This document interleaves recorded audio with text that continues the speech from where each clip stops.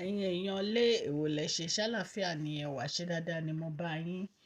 Gist tá à ń gbọ́ òun ni wípé kábíyèsí wọ́n mà ti ṣe renovation yèyé olúwa kọ́razó, wọ́n ti rebuild ẹ̀, wọ́n ti sọ di ilé gidi fún Queen Naomi. Wọ́n ló tún ní swimming pool gan, wọ́n ná fẹ́ǹsì ẹ̀ yíká, wọ́n ní ó wá lead sí ọ̀dọ̀ kábíyèsí. ẹ̀yin èèyàn lé wọ́n ní nǹkan ńlá ni kábíyèsí ṣe, wọ́n ló cost kábíyèsí, wọ́n ní design yẹn gan àti òkè òkun ló ti wá.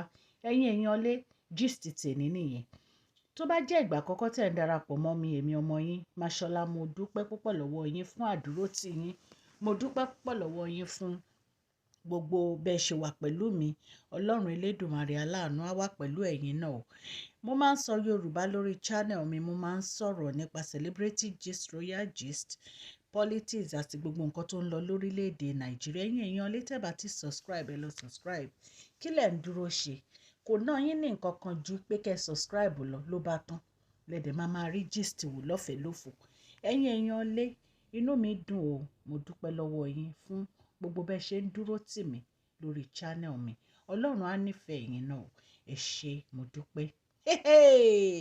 Kábíyèsí ń ṣe bẹ́bẹ́, kábíyèsí ń ṣe bẹ́bẹ́ o, kábíyèsí ń ṣe bẹ́bẹ́, kábíyèsí ń ṣe bẹ́bẹ́. Àdúpẹ́ o, àdúpẹ́ o, àdúpẹ́ o, àdúpẹ́ o, àdúpẹ́ o. ẹ̀yin èèyàn lé àdúpẹ́ lọ́wọ́ kábíyèsí. Ẹ bá mi dúpẹ́ lọ́wọ́ kábíyèsí o, kábíyèsí o. Ẹ wo gbogbo nǹkan tí kábíyèsí ń ṣe fún Queen Naomi. Wọ́n ní wọ́n kọ́ palace in the palace. Ṣé ẹ mọ̀ pé mo ti ṣe gist yẹn rí? Palace in the palace ní kábíyèsí kọ́ fún Queen Naomi o. A dúpẹ́ lọ́dọ̀ Ọlọ́run o, ẹ̀yin èèyàn, fún gbogbo nǹkan tí kábíyèsí ń ṣe yìí. Wọn ò jẹ́ kójú ti Queen Naomi, wọn ò jẹ́ kọ́ta yọ Queen Naomi, wọ́n dójú ti àwọn ọ̀tá. Olúwa ó mà tóbi o, Olúwa ó tóbi, ó tóbi ó tóbi, Olúwa ó tóbi, ó tóbi ó tóbi, kò sẹ́ni tá lè fi ṣàfiwé rẹ̀ o, ó tóbi, kò sẹ́dá tá lè fi ṣàkàwé rẹ̀ o, ó tóbi Olúwa. Olúwa tóbi nínú ayé Queen Naomi. Queen Naomi, mo bá yín yọ̀ o, ìpẹ́ borí àwọn ọ̀tá o, Olúwo ṣeun. ẹ̀yin èèyàn lé wọ́n ní kábíyèsí tó wá kọ́ ibi tí Queen Naomi máa páàkì mọ́tò sí, tó jẹ́ pé òjò ò ní pa, òòrùn ò ní pa. Kábíyèsí, you are a good man. Ẹ̀yin náà mọ̀ wípé ó ti tó ọjọ́ mẹ́ta kan tí kábíyèsí tí wọ́n ti ń wá bí Queen Naomi ṣe máa padà sí inú palace. ẹ̀yin èèyàn lé kì í ṣe nǹkan kékeré. Nǹkan tí Mariam àti Ashley tí wọ́n bá kábíyèsí pò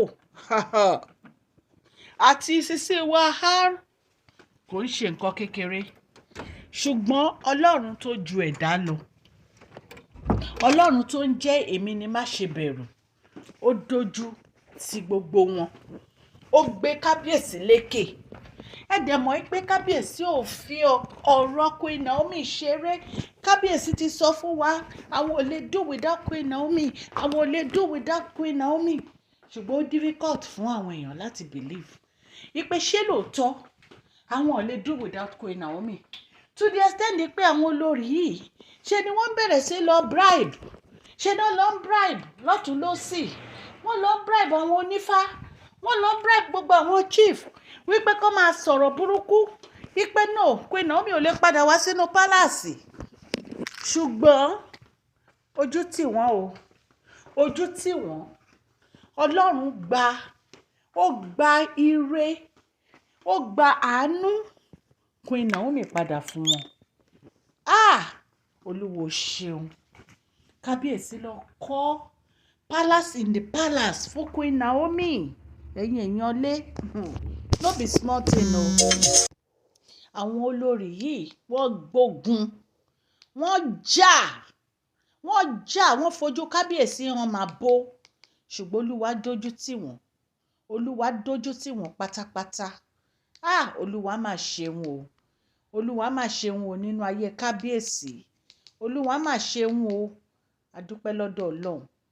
Right now wọ́n ní tẹ́ bá wọnú palace yẹn nísìn, wọ́n ní ṣe ló dàbí paradise, wọ́n ló dàbí paradise. Ẹ̀yin èèyàn lé, kì í ṣe nǹkan kékeré rárá. Wọ́n ní structure yẹn wọ́n ní bíi California house ni tó ní swimming pool.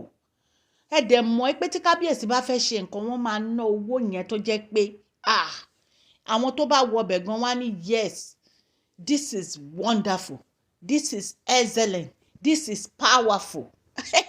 Kábíyèsí, I love what you did for Queen Naomi. Ọlọ́ inú mi kàn máa ń dùn sí kábíyèsí àti Queen Naomi ni. Ẹ mọ̀ pé àwa àti miss wọn together. Ṣé ẹ mọ̀ pé táwọn méjèèjì bá dúró sẹ́gbẹ̀ẹ́ ara wọn, wọ́n máa ń level pọ̀ ni. Ọlọ́run, they are just too sweet together. Olúwo ṣe o. Wọ́n ní wọ́n tiẹ̀ tún bá wọn ṣe prayer house. Ṣé ẹ rí pé tiẹ̀ ṣe prayer house sínú ilé yẹn kábíyèsí? Ọlọ́run Elédùmarè, ó máa gbọ́ àdúrà yín sí ni. Ó máa gbọ́ àdúrà yín sí ni. Torí ẹni tó bá ń kọ́ ilé Ọlọ́run, Ọlọ́run ò kì í jáwọ́ nínú ọ̀rọ̀ ẹ̀. Ẹ tún ṣe yẹn tún jọ wá lójú kábíyèsí. Ẹ ṣe àdúpẹ́. Wọ́n ní pé in fact ẹ mọ̀ pé Queen Naomi ò kì í sọ̀rọ̀, wọ́n quiet. Kábíyèsí mọ Queen Naomi dáadáa, wọ́n mọ̀ wọ́n dáadáa, wọ́n mọ nǹkan tó fẹ́. Olúwo ṣe o. Wọ́n láwọn tó wá kọ́, wọ́n ní Europe àti China náà ti wá o. Wọ́n ní in fact wọ́n ní àwọn tí ó ń kọ́ school Queen Naomi gangan náà wá kọ́ palace yẹn fún wọn. Torí palace in the palace ni. Ṣé ó ti yé yín ẹ̀yin èèyàn lé? Inú mi dùn sí kábíyèsí o, kábíyèsí ẹ ṣé o. So ẹ̀yin èèyàn lé, ẹ bá kábíyèsí dúpẹ́ o, a dúpẹ́ lọ́wọ́ ọlọ́run o, ọlọ́run á dúró ti gbogbo etí tó ń gbọ́ mi o. Òkè òkè lọ́lá yín á máa lọ́lá yín ò ní lọ ìsàlẹ̀ láéláé. Please share this video, like and subscribe. God bless you all.